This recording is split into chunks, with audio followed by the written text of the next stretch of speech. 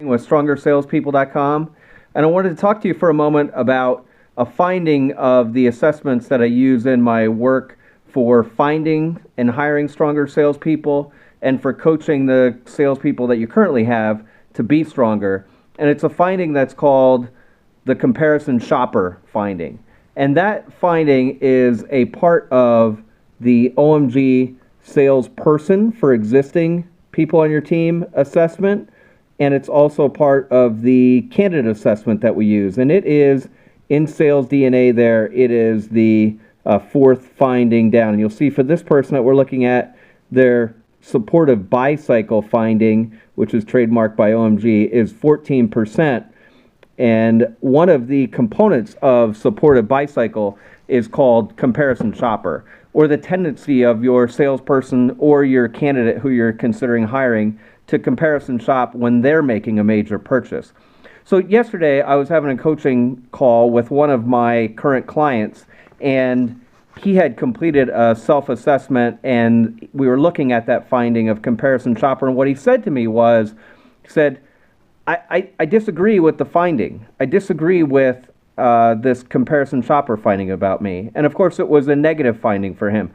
It was a finding that said he comparison shopped, and that was going to negatively impact his ability to successfully sell to the maximum capability of him.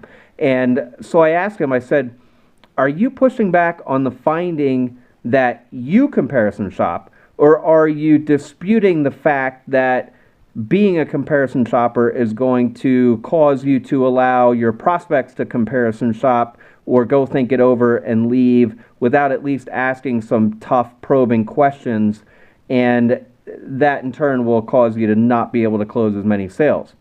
And he thought about it for a moment and he said, no, I don't disagree with the fact that might hold me back.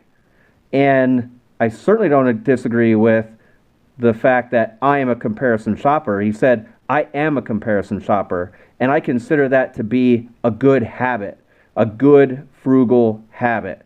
And he may be right about that.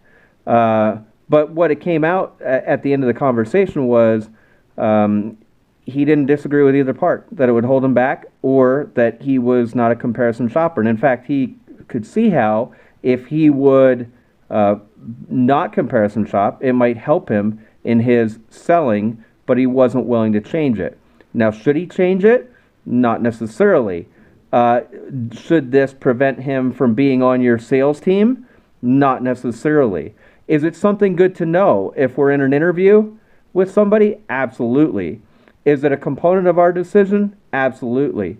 If somebody is a comparison shopper and we identify that, should we help coach them through and at least help them see how they should change the record a bit when they're in a selling conversation with one of their prospects, and at least ask another question and at least ask the prospects what they're going to go comparison shopping for, what they're looking for, why they're comparison shopping, what it would look like to come back to you before allowing them to leave? Yeah, we absolutely should do coaching like that. Having assessments helps us because it allows us to use paper and blame the paper and have a conversation about what's on the paper without pointing the finger at one of our salespeople and telling them that we think this thing about them is not supportive. If you'd like to know more about the assessments, there's a link to a sample below in the comments. And if you'd like to know more about using the assessments when you're hiring, same thing. You can take a look at the link for the sample. I hope you found this to be useful. Tune in for another sales tip within the next couple days. Thanks a lot.